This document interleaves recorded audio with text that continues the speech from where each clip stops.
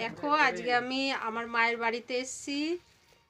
মা অনেক ধরনের পিঠা বানিয়েছে, তো আমি আজকের একটা পিঠে বানিয়েছি। আমি অবশ্য ফোনেই দেখেছি, ইউটিউব এইসবেতেই দেখেছি, কিন্তু আজকে ফার্স্ট টাইম ট্রাই করছি, দেখি হবে কি না।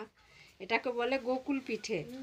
এটার মধ্যে তোমার আছে ওই তোমার কাজু কিশমিশ, তারপরে ক্ষীর দিয়েছি, নারকলের পুর দিয়ে এটা করা হবে। এরকম তোমরা বাড়িতে চ্যাপটা চ্যাপটা করে হাতের মধ্যে এরকম যেরকম আলুর চপ ভাজা হয় ওরকম করেই করবেন, ঠিক আছে?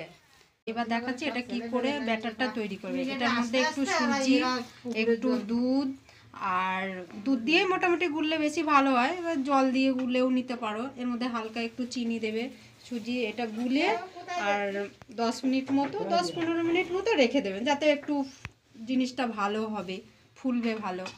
তারপরে তেল দেবো কড়াইতে, দিয়ে এটাকে যেমন আলুর চপ ভাজা হয় ওরকম এই এগুলো দিয়ে, পুরগুলো দিয়ে এটাকে তেলে ছেড়ে দেবো।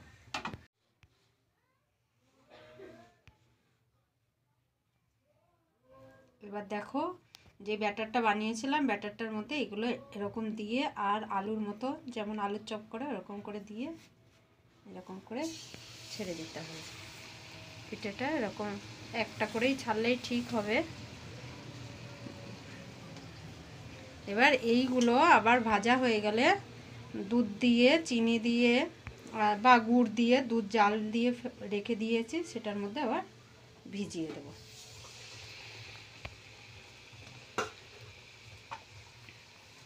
দেখুন এগুলো যেমন একটু ব্রাউন কালারের হবে, এরকম চপের মতন, এরকম দেখো কি সুন্দর ফুলে উঠেছে, আলুর চপের মতো মনে হচ্ছে, একদম আলুর চপ। এই যে একদম মনে হচ্ছে আলুর চপ।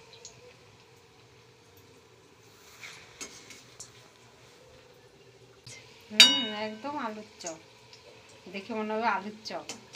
এবার এইগুলো একটু দুধ দিয়ে, দুধ ফুটিয়ে রেখেছি, নারকল দিলেও দিতে পারো একটু, আমি কাজু কিশমিশ আর দুধ আর নতুন গুড় উঠেছে এখন, নতুন গুড় এনে আমার ভাই অনেকটা দূরে, এখানে কোথায় একটা জায়গা আছে, সেখান থেকে সকালবেলা গিয়ে গুড়টা নিয়ে এসেছে। তো গুড়টাও দেখছি খুব ভালো। তা মা কিছুটা সাজ পিঠে করেছে, আমি বললাম মা আমি এই পিঠেটা করবো, তাই আজ করলাম বাড়িতে, দেখি কেমন হয়। জানি না, দেখুন কি সুন্দর আলুর চপের মতো ফুলেছে, একদম সুন্দর, একদম সুন্দর আলুর চপের মতো ফুলেছে। এবার এরকম করে দুধের মধ্যে এরকম দিয়ে দেবো।